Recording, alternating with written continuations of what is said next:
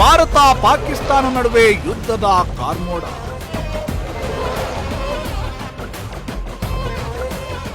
ಐಪಿಎಲ್ನ ಮುಂದಿನ ಪಂದ್ಯಗಳು ಅಮಾನತು.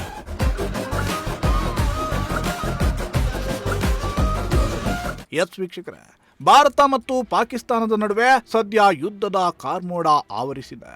ಗಡಿಯಲ್ಲಿ ದಾಳಿ ಪ್ರತಿದಾಳಿ ನಡೀತಾ ಇದ್ದು ಪೂರ್ಣ ಪ್ರಮಾಣದ ಯುದ್ಧದ ವಾತಾವರಣ ಕಾಣಿಸ್ತಾ ಇದೆ. ಇದರಿಂದಾಗಿ ನಿನ್ನೆ ಧರ್ಮಶಾಲಾದಲ್ಲಿ ನಡೆಯುತ್ತಿದ್ದ ಪಂಜಾಬ್ ಕಿಂಗ್ಸ್ ಮತ್ತು ಡೆಲ್ಲಿ ಕ್ಯಾಪಿಟಲ್ಸ್ ನಡುವಣ ಪಂದ್ಯವನ್ನ ಅರ್ಧಕ್ಕೆ ಮೊಟಕುಗೊಳಿಸಲಾಗಿತ್ತು.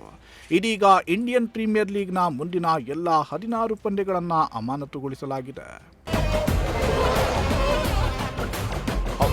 ಜಮ್ಮು ಕಾಶ್ಮೀರದ ಅನಂತನಾಗ್ ಜಿಲ್ಲೆಯ ಪಹಲ್ಗಾಮ್ ಬಳಿ ದಾಳಿ ನಡೆಸಿದ್ದ ಉಗ್ರರು ಬರೋಬ್ಬರಿ 26 ಮಂದಿ ಪ್ರವಾಸಿಗರನ್ನ ಬಲಿ ತೆಗೆದುಕೊಂಡಿದ್ರು. ಈ ಘಟನೆ ಭಾರತೀಯರ ಆಕ್ರೋಶಕ್ಕೆ ಕಾರಣವಾಗಿತ್ತು. ಹೀಗಾಗಿ ಇದಕ್ಕೆ ಪ್ರತಿಯಾಗಿ ಆಪರೇಷನ್ ಸಿಂಧೂರ್ ನಡೆಸಿದ್ದ ಭಾರತ ಪ್ರತಿಕಾರವನ್ನ ತೀರಿಸಿಕೊಂಡಿತ್ತು. ಉಗ್ರರ ಅಡಗುತಾಣಗಳ ಮೇಲೆ ಮಿಸೈಲ್ ದಾಳಿಯನ್ನ ನಡೆಸಿ ಅವುಗಳನ್ನ ಛಿದ್ರಗೊಳಿಸಿತ್ತು. ಇದಾದ ನಂತರ ಭಾರತ ಮತ್ತು ಪಾಕಿಸ್ತಾನ ನಡುವೆ ಯುದ್ಧದ ಛಾಯೆ ಆವರಿಸಿದೆ.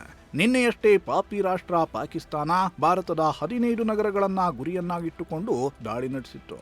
ಆದರೆ ಭಾರತದ S-400 ಏರ್ ಡಿಫೆನ್ಸ್ ಸಿಸ್ಟಮ್ ಪಾಕ್ನ ಮಿಸೈಲ್ಗಳನ್ನು ಛಿದ್ರಗೊಳಿಸಿತ್ತು.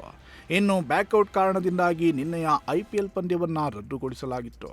ಇದೀಗ ಆಟಗಾರರು ಮತ್ತು ವೀಕ್ಷಕರ ಸುರಕ್ಷತೆಯ ದೃಷ್ಟಿಯಿಂದ ಮುಂದಿನ ಎಲ್ಲಾ ಪಂದ್ಯಗಳನ್ನು ಅಮಾನತುಗೊಳಿಸಿ BCCI ಆದೇಶವನ್ನ ಹೊರಡಿಸಿದೆ. IPL 2025ರಲ್ಲಿ ಒಟ್ಟು 74 ಪಂದ್ಯಗಳು ನಡೆಯಬೇಕಿತ್ತು. ಈ ಪೈಕಿ ಇಲ್ಲಿವರೆಗೆ 58 ಪಂದ್ಯಗಳು ಪೂರ್ಣಗೊಂಡಿವೆ.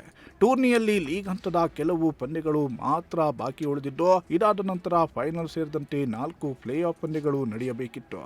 ಆದರೆ ಇದೀಗ ಮುಂದಿನ ಎಲ್ಲ 16 ಪಂದ್ಯಗಳನ್ನು ಅಮಾನತುಗೊಳಿಸಿ BCCI ಆದೇಶವನ್ನ ಹೊರಡಿಸಿದೆ. ಇನ್ನು ರಾಯಲ್ ಚಾಲೆಂಜರ್ಸ್ ಬೆಂಗಳೂರು ಫ್ರಾಂಚೈಸಿ ತನ್ನ ಅಧಿಕೃತ ಎಕ್ಸ್ ಖಾತೆಯಲ್ಲಿ ಭಾರತೀಯ ಸೈನಿಕರ ಪರವಾಗಿ ಪೋಸ್ಟ್ ಹಾಕುವ ಮೂಲಕ BCCI ನಿರ್ಧಾರವನ್ನ ಸ್ವಾಗತಿಸಿದೆ. ನಾವು ನಮ್ಮ ಹೆಮ್ಮೆಯ ಸೈನ್ಯದ ಜೊತೆ ನಿಲ್ಲುತ್ತೇವೆ ಅಂತ ಬರೆದುಕೊಂಡು ಗೌರವವನ್ನ ಸಲ್ಲಿಸಿದೆ. ಒಟ್ಟಿನಲ್ಲಿ ಭಾರತ ಪಾಕ್ ನಡುವಣ ಯುದ್ಧದ ವಾತಾವರಣದಿಂದಾಗಿ IPLನ ಮುಂದಿನ ಪಂದ್ಯಗಳು ಸದ್ಯ ಅಮಾನತುಗೊಂಡಿದ್ದು, BCCIನ ಮುಂದಿನ ಪ್ರಕಟಣೆಯ ಬಳಿಕವಷ್ಟೇ IPL 2025ರ ಟೂರ್ನಿಯ ಭವಿಷ್ಯ ನಿರ್ಧಾರವಾಗಲಿದೆ. Sports bureau, Prajashakti TV.